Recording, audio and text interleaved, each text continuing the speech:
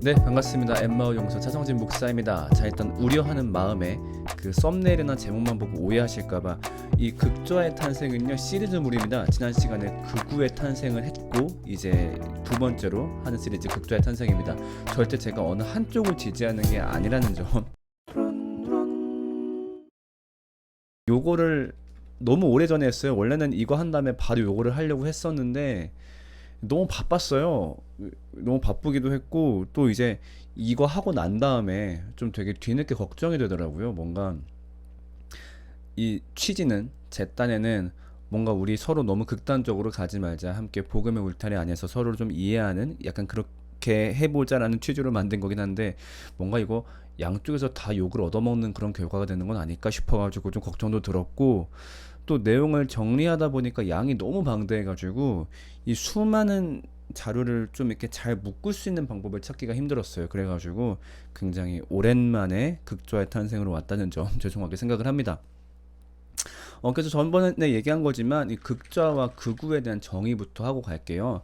일단은 어떤 정치적인 보수 진보 그거랑은 조금 다를 수 있어요. 그러니까 좀 어떤 전통적 가치관을 중요시 여기고 그리고 이제 어떤 권력과 위계 질서를 좀 중요시하는 극우.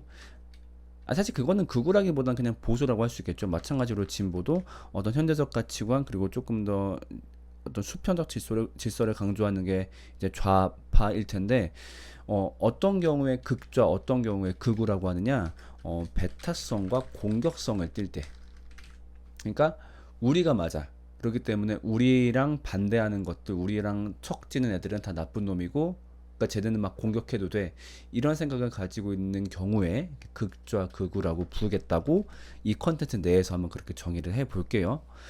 우리가 흔히 이제 극우가 많이 뉴스상에서 문제가 되는 경우가 많기 때문에 극우에 대한 경계는 잘 하고 있어요. 그러니까 좀 극우가 위험하다, 좀 굉장히 좀 어떤 피해가 크다라는 건 많이 동의를 하고 있는데 보통 극좌에 대한 경계는 약한 경우가 많아요. 왜냐면은 이 얘기는 모르겠어요. 약간 우파들이 들으시면 싫어할지 모르겠지만 극좌에서는 주로 좀 이렇게 숭고한 가치를 지향하는 경우가 많아요. 예를 들면 뭐 이제 인권이라든가 어떤 소수자, 환경, 좀 어떤 되게 미래적인 가치관들을 얘기하는 경우가 많기 때문에 보통 이런 시선들이 있죠. 좀 쟤네가 선 넘을 때는 많지만 그래도 전반적으로 옳은 얘기를 많이 하는 친구들이야.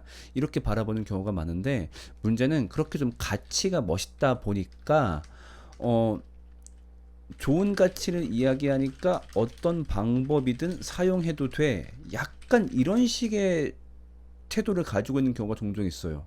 그래가지고 이 사람들에 대해서 이들이 사용하는 방법을 비판하면은 이거를 이렇게 되게 왜곡해 버리는 거죠. 너 지금 우리의 가치를 비판하는 거야? 이런 식으로. 예를 들면은 저도 흑인 인권을 지지하지만은 그 흑인 시위가 그런 방법으로 진행되면 안 될 것 같아요. 이런 식의 방법을 얘기한 건데 너 지금 흑인의 인권을 무시하는 거야? 너 지금 흑인 혐오하는 거야? 이런 식으로 자기신들에 대한 어떤 비판 의견들을 막 다 몰아붙일 수 있다 보니까 이 극좌에 속하신 분들은 자기 객관화가 잘 안 되기 때문에 굉장히 극우만큼 위험할 수 있다라고 봅니다. 그래서 이번 컨텐츠를 준비한 거고 이 숭고한 가치를 말한다고 해서 그 말하는 사람 또한 꼭 숭고하고 아름다운 것은 아니다라는 거를 오늘 좀 얘기를 하고 싶어요. 자, 그러면 극좌가 어떻게 탄생하나 그 탄생의 원리를 한번 좀 얘기해 보려고 합니다. 자, 제가 지난 시간에 극우의 탄생을 얘기할 때 우익이 어떻게 탄생하냐라고 했을 때 어른에게 예쁨 받고 싶은 아이들이 나중에 극우가 나중에 우익이 된다라고 얘기를 했어요. 그러니까 어렸을 때 그 안정적인 상태가 너무 좋았던 거죠. 어른들의 말씀을 잘 들으니까 나한테 좋은 게 주어지고 그 권위 질서 아래 있을 때 만족감을 느끼는 사람들. 자, 그러면은 어떤 사람들이 좌익이 될까요? 제 생각에는 친구에게 사랑받고 싶은 아이가 좌익이 된다라고 생각이 들어요. 그렇기 때문에 또래들이 우러러 볼 만한 가치를 붙잡는 거죠. 그래서 좌익에서 하는 주장들이 동시대 사람들의 지지를 얻을 때가 많아요. 왜냐면은 애초에 그럴 만한 주장들이기 때문에 자기가 붙잡고 있는 거거든요. 이걸 쥐고 있으면 내 또래들이 날 사랑해주고 나를 우러러 봐줄 거야. 그러니까 우익들은 안 그래요. 우익들은 어른들한테 이미 예쁨 받고 있어. 그리고 자기 또래들 사이에서는 자기는 높아지고 싶어. 그렇기 때문에 오히려 또래들이 모르는, 그래서 지난번에 얘기한 음모론이라든가 굉장히 특이한 주장에 집착하는 데 반해서 좌익 같은 경우는 친구들 또래에게 사랑받고 싶기 때문에 보편적으로 좋아하고 좀 트렌디한 주장에 많이 이제 몰입하는 경우가 많아요. 그래서 뭐 전부라고 할 수는 없겠지만 그 어떤 학창 시절에 원만한 교우 관계를 갖지 못했을 경우 좀 자기에 좀 몰입하는 경우가 많은 것 같더라고요. 그러니까 그 시기에 조금 더 많은 사랑을 받고 싶었는데 그러지 못했어. 그래서 뒤늦게라도 좀 그걸 갖고 싶은 거죠. 뭐 원인은 다양하겠죠. 예를 들면은 뭐 어떤 스스로가 너무 좀 이렇게 자신감이 없었다든가 아니면 좀 뭐 따돌림을 당했다든가 뭐 약간 찐따처럼 취급을 받았다든가 아니면 학교 폭력의 피해자였다거나 이제 그런 식으로 뭔가 어 주류 그룹에서 밀려나서 항상 좀 이렇게 위축되어 있는 사람들이 그런 교우 관계에 대한 아쉬움을 가지고 있고, 아 나도 또래 사랑을 받고 싶어, 그래서 뒤늦게 그쪽에 좀 집착하는 경우가 생기죠. 근데 여기까지는 뭐 그렇게 문제가 되진 않아요. 그리고 사실 어찌 보면 불쌍하죠. 그 상처를 그렇게 메꾸고 있는 거기 때문에 불쌍하고 또 되게 지지해주고 싶은데, 그렇다면은 어떤 경우에 극좌가 되냐, 어떤 경우에 흑화를 해버리냐, 뒤늦은 일진 놀이를 할 때 문제가 생깁니다. 이게 뭐냐? 우리가 흔히 굉장히 좀 잘하는 착각 중에 하나가, 약자가 약자는 선하다라고 우리도 모르게 생각할 때가 있어요. 그러니까 학교 폭력의 피해자고 어떤 따돌림을 받고 이제 그러면 아, 그 사람은 되게 선한 피해자라고 생각할 때가 있는데, 사실 모든 인간은 악하잖아요. 그렇기 때문에 인간이 어떤 권력, 어떤 억압을 받고 있잖아요. 그러면 기본적으로 어떤 심리가 생기냐면은 저 억압을 갈망하게 돼요. 나도 저 억압을 손에 넣고 휘두르고 싶다. 그래가지고 이건 약간 좀 다른 얘기인데, 여러분 육아할 때 절대 하지 말아야 될 행동이 있어요. 그게 뭐냐면은 뭐 예를 들면은 첫째가 둘째를 때려요. 그럼 때리면은 첫째한테 때리는 건 잘못된 거야. 야, 때리는 게 얼마나 아픈지 알아? 이걸 보여주기 위해서 가끔가다 이렇게 때릴 때 있어요. 어때? 너도 아프지? 이거 절대 하면 안 돼요. 왜냐면은 자기가 억압받았던 행동을 그대로 카피하려고 해요. 그러니까 이걸 받으면서 아, 나는 때리지 말라고 했는데 왜 엄마 아빠는 날 때리지? 아, 저 행동은 뭔가 권력자가 할 수 있는 행동이구나. 나도 얼른 권력자가 되어가지고 저걸 하고 싶다. 이렇게 카피를 해버려요, 애들이. 그래서 애들을 혼낼 때는 소리 지르면 안 되고 때리면 안 돼요. 그러니까 저도 특히 소리 지르는 걸 되게 좀 잘 못 참는 때가 많은데, 저도 좀 이참에 진짜 반성을 좀 할게요. 아무튼 그러니까 이런 학창 시절에 어떤 약자 위치 억압을 받으면서 그 억압을 자기도 모르게 갈망하는 거예요. 그래서 나도 어떤 인싸 패거리를 형성하고 싶어. 그지? 패거리를 기반으로 약자를 괴롭히고 싶어. 그 누군가를 소외시키고 싶어. 이런 것에 집착을 할 때, 그러니까 사실 이게 바로 일진놀이죠. 그러니까 뒤늦게 이렇게 일진놀이에 집착해서 자신이 받았던 상처를 메꾸려고 할 때 극좌가 된다라고 봅니다. 그래서 인싸가 되기 위해서 그런 이제 또래들이 갈망할 만한 가치관들을 붙잡고 패거리를 형성해서 이제 자기 생각과 다른 사람들을 그렇게 매도하고 공격을 하는 거죠. 자, 그래서 이게 실제로 어떻게 구현됐는지 조금 더 자세하게 설명을 좀 드릴게요. 자, 이 일진놀이는 우리 학창시절 떠올려 보면 다들 아시겠지만 대충 한 세 가지 단계로 형성이 됩니다. 일단은 인싸가 되죠. 인싸. 그러니까 그들이 봤을 때 얘 우리랑 놀만한데, 이렇게 인싸가 된 다음에 그걸 기반으로 어떤 패거리를 형성하고 그 다음에 약자를 괴롭힙니다. 역시 그 극좌들의 행동도 이 세 가지 패턴과 똑같이 가는데, 이 인싸부터 먼저 설명을 해볼게요. 일진애들 보면은 술 담배를 많이 하죠. 그 이유가 술 담배가 좋기 때문에 라기보다도 그 술 담배는 그들 사이에서 어떤 상징물이에요. 놀 줄 아는 친구인걸? 저 정도면 꽤 인싸인걸? 요새는 이게 약간 문신으로 확장된 것 같던데, 아무튼 저런 걸 하는 것 보니까 얘 꽤 인싸야. 이제 그런 어떤 통과 의례 같은 거죠. 그래가지고 이 극좌들도 인싸가 되기 위해서 트렌디한 주제를 붙잡습니다.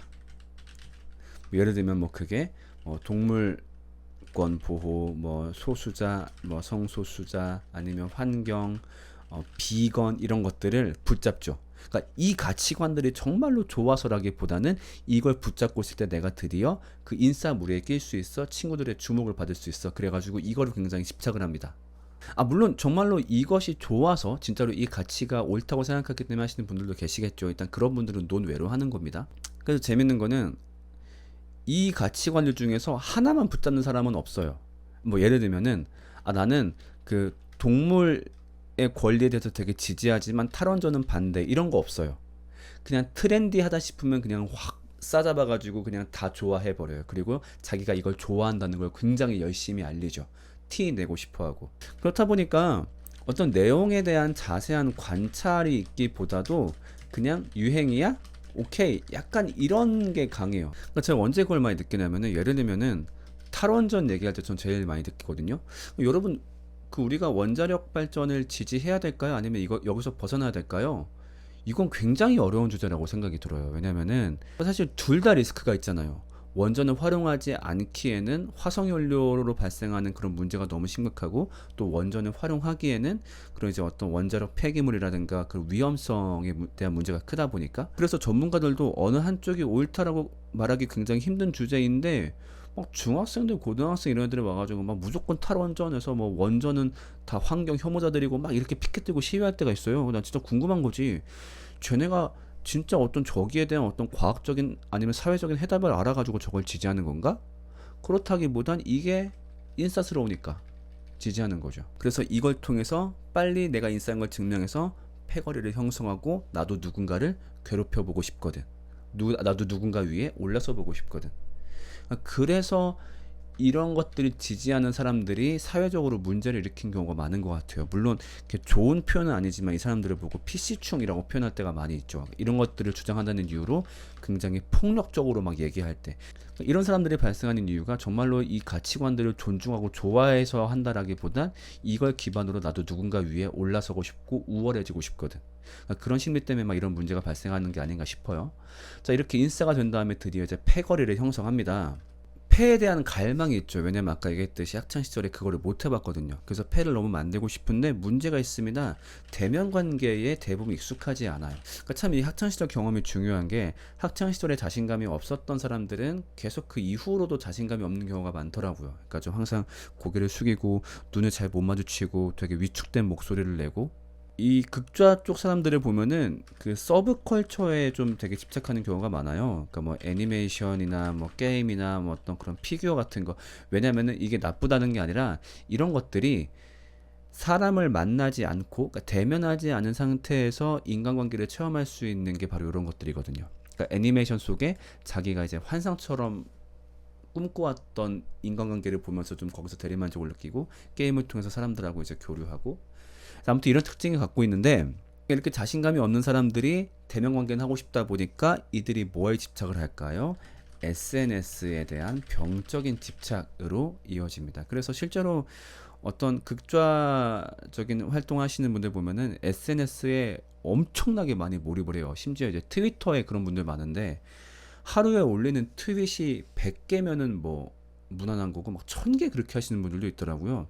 그러니까 왜냐면 이걸 너무 해보고 싶었거든. 그러니까 자기도 자기 생각과 맞는 사람들끼리 만나가지고 막 서로 얘기하고, 혹은 자기랑 반대되는 애들이랑 패싸움도 해보고 그러고 싶었는데, 그걸 못했다가 SNS가 드디어 그거를 해결할 수 있는 창구가 되어준 거예요. 자, 근데 문제는 뭐냐면요, 이렇게 SNS로 관계를 대신하다 보니까 이 대인 관계 능력이 더 떨어지게 됩니다. 그러니까 실제로 사람을 만나고 대화하는 과정이 있어야 되는데, 인터넷으로 사람을 만나버릇하니까 그 습관밖에 없는 거죠. 대표적인 문제가 뭐냐면은, 그러니까 어떤 극단적 인간관을 가지게 돼요. 그러니까 뭐냐면은, 보통 이제 인터넷에서는 다들 대부분 익명성을 갖고 있으니까 극단적인 행동들을 많이 하잖아요. 막 또라이 같은 행동들.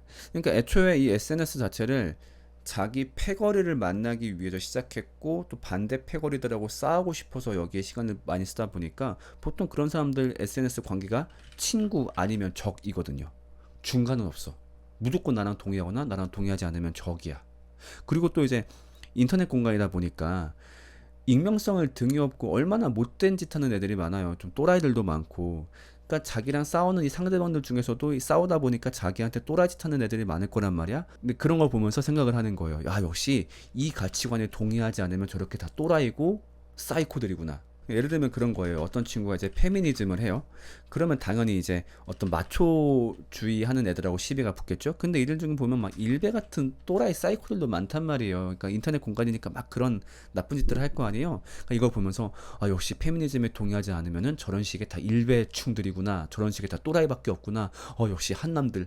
막 이런 식의 사고방식을 키워가는 거예요. 특히나 전 이게 굉장히 좀 어떤 경우에 안타깝냐면은, 청소년기에 벌써 이런 인간관을 가지게 되어버리는 경우가 굉장히 많아요. 그래서 이런 SNS 계정들을 보면은 되게 어린 친구들인데, 누가 봐도 대인 관계 안 하고 이 SNS 관계만 하는 거죠. 그렇다 보니까 사람에 대한 점점 더 왜곡적인 시각을 가지게 되고, 그 자기 생각이 다른 사람들과 대화를 하지 못하게 되고, 아 정말 세상엔 쓰레기들이 너무 많아. 아 이것 봐봐. 다 이렇게 여기서 욕하고 그러잖아. 역시 사람들은 인간들은 다 이래. 이런 식의 인간관을 청소년기에 가지기 시작하다 보니까 이건 진짜 좀 저는 사회적인 문제라고 생각이 들어요. 그래서 이제 대화 방식도 맨날 이제 싸움을 하는 거죠. 그러니까 우리가 실제로 인간관계 할 때 나랑 생각이 다른 사람들을 만난다고 매번 싸우는 건 아니잖아요. 왜냐하면 얼굴을 공개하고 만나는 거니까 좀 어떤 그런 인간관계도 생각해야 되고, 그러다 보니까 좀 차분하게 좀 대화하기도 하고 이제 그렇게 하는데, 여기는 SNS는 특히 익명성이 보장된 공간이니까 뭐하러 내 감정을 감춰, 그냥 막 들이받는 거죠. SNS 자기 신분 공개하지 않나 라고 할지 모르겠는데, 이 사람들은 대부분 아까 말했듯이 자신감이 없기 때문에 가명으로 활동하거나 아니면 자기 이름으로 활동해도 사진 올리는 경우는 거의 없어요. 그 자신감이 없거든. 그러니까 어차피 익명성도 등에 업었겠다, 무조건, 그러니까 공감 아니면 싸움이에요. 그러니까 이렇게 극단적인 형태로 SNS를 통한 자기 패거리를 형성합니다. 자, 그 다음에 이제 그 괴롭힘을 이제 시작을 하게 되겠죠. 자, 일단 괴롭히려면 그 대상이 필요하겠죠. 그러니까 자기가 이 인싸 주제를 갖고 있어. 이 인싸 주제를 갖지 못하는 애들이 바로 괴롭힘의 대상이 되겠죠. 그러니까 내 가치관과 동의하지 않아, 내 가치관과 조금이라도 달라, 그러면 그 사람을 바로 몰아붙이는 거예요. 혐오자다. 예를 들면 내가 길고양이들을 막 이제 되게 예뻐해. 근데 어떤 사람이 근데 길고양이 개체수 조절이 좀 필요하지 않을까요? 그러면은 바로 혐오자다 찍는 거죠. 왜냐면은 그 사람의 의견이 정말로 동물 혐오스러워서가 아니라 이 대상이 필요한 거예요. 왜냐면 그래야 빨리 나도 누군가를 괴롭힐 수 있거든요. 학창 시절에 그걸 보면서 굉장히 부러웠고 자기도 하고 싶었거든요. 가끔 이 사람들 보면은 이런 혐오자들을 발견할 때 되게 괴로워해야 되잖아요. 이렇게 동물의 인권이 낮다니 막 이런 듯 하지만 굉장히 입꼬리는 올라가 있어요. 이 혐오자를 발견하면은 신나가지고 막 거기 시간을 쏟아가지고 막 키보드로 파이팅을 하는 거예요. 왜? 드디어 자기의 우월감을 증명할 순간이 왔고, 자기 특히 패거리들을 동원해서 이제 링크 찍어서 막 몰리는 거죠. 이 나도 정말 해보고 싶었던 그 일진을 보니까 자 들어가자 하니까 막 자기 패거리들 가서 막 싸워주거든. 자기도 그거 해보고 싶었거든. 그러니까 링크 찍고서 들어가자 하니까 막 내 친구들이 막 오는 거야. 그 순간이 너무 기쁜 거죠. 난 혼자가 아니야. 이걸 되게 잘 풍자한 것 중 하나가 인터넷에 짤로 많이 나오는 건데, 심슨 옛날 에피소드에 나오는 장면이거든요. 그러니까 거기 심슨 보면은 이제 리사가 약간 그런 PC적 성향을 갖고 있잖아요. 이 리사가 그 학교 럭비부에 찾아가요. 럭비부 찾아가가지고 저 여자지만 럭비 할 거예요. 이렇게 신체적인 행동 남자만 하라는 법 어딨어요? 그러니까 럭비부 코치가 일로와, 여기 여자 있어. 리사 갑자기 당황해요.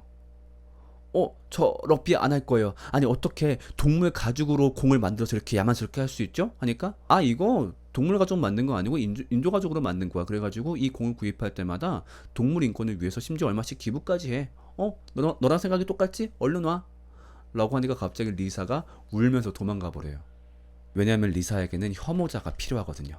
왜냐하면 그들이 자신의 공격 대상이 되어서 자기가 갖고 있는 공격성을 막 분출할 수 있게 도와주고, 또 그 과정을 통해서 자기가 우월감을 느낄 수 있어야 되는데, 혐오자가 사라지니까 오히려 좀 뭔가 마음이 헛헛한 거죠. 그래서 좀 상대방의 의견을 경청하는 경우가 거의 없어요. 그냥 빨리 혐오자로 낙인 찍고 괴롭히고 싶거든요. 그렇다 보니까 대화도 잘 안 되고 상대방 의견도 좀 잘 못 듣는 거죠. PC적인 가치를 가지고 계신 분들이 반대편 의견하고 정반합을 이루거나 어떤 좋은 결론을 도출하는 경우가 거의 없어요. 그러니까 아까 봤듯이 공감 아니면 싸움이거든요. 그러니까 상대방 의견도 잘 듣고 그런 부분은 또 일리가 있네요. 이렇게 하면서 좀 뭔가 중간선이 있어야 되는데 좀 그런 게 잘 없습니다. 특히 이제 이분들의 어떤 논리가 뭐냐면요, 혐오자들에게는 어떤 공격이든 가해도 된다, 이렇게 생각을 하는 거죠. 그러니까 저들은 혐오자들이고 권력자들이었기 때문에 정말 그 복수하는 의미에서 무엇이든 공격해도 돼. 특히 이제 이때 많이 활용하는 논리가 이제 미러링이죠. 그러니까 저들이 행했던 행동을 내가 똑같이 함으로써 저들을 반성하게 만들겠다, 이제 이런 건데, 한번 솔직히 얘기해보자고. 정말로 미러링이 이런 차원에서 이루어지나요? 미러링은 결국 그들의 죄를 내가 똑같이 반복할 뿐이에요.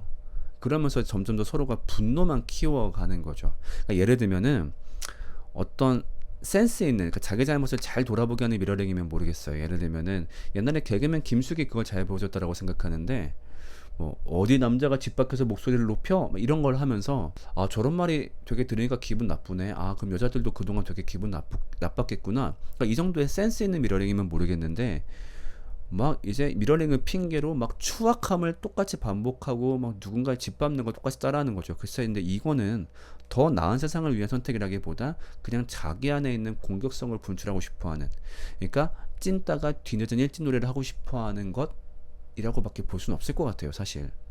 그래서 참 이들의 모순은 그거예요. 인류애를 주장하지만 누구보다 인류애가 없다는 거죠. 그래서 자기와 동의되지 않는 사람만 만나면은 인터넷상에서 정말 깔아뭉개고 공격하고 찌르고. 참 재밌는 건 근데 아까 얘기했지만은 대인관계 자신이 없다 보니까 인터넷상에서만 그렇게 용감해요. 막상 얼굴 마주하면은 눈도 제대로 못 봐요. 그게 더 안타까운 거야. 학창 시절에 정상적으로 대면 관계를 가지고 그랬더라면은 저렇게까지 극단적으로 되진 않았을 텐데 이렇게 연민이 들면서도 이제는 좀 거기서 나와야 되지 않을까 이렇게 생각을 하는 거죠. 그래서 마지막으로 이 극좌에 해당하시는 분들에게 한 가지 메시지를 드린다면은 당신이 그 숭고한 가치를 그렇게나 사랑하는 이유가 당신이 숭고한 사람이어서가 아니라 당신이 상처가 많기 때문일 수도 있습니다. 혹은 당신의 공격성을 분출할 창구를 찾기 위해서일 수도 있습니다. 그렇기 때문에 너무 본인의 의견만 맞다고 주장하지 말고 아무리 옳은 가치관이라 하더라도 표현 방법에서도 좀 깊게 고민해 보시고 그리고 상대방의 주장도 좀 잘 들어주시고 세상을 바꾸고 싶다면은 투쟁하기보다는 대화하는 것이 어떨까 그렇게 제안하고 싶습니다. 특히나 교회 안에서는 이게 더 중요하겠죠. 나랑 생각이 다르다고 악인, 죄인, 우리 모두가 죄인인데 그럼 함께 좀 더 공평한 시각에서 대화를 하고 상대방의 의견을 경청하는 게 굉장히 중요하겠죠. 네, 이렇게 극우의 탄생, 극좌의 탄생 시리즈 마무리하겠습니다. 굉장히 부담스러웠네요. 안녕.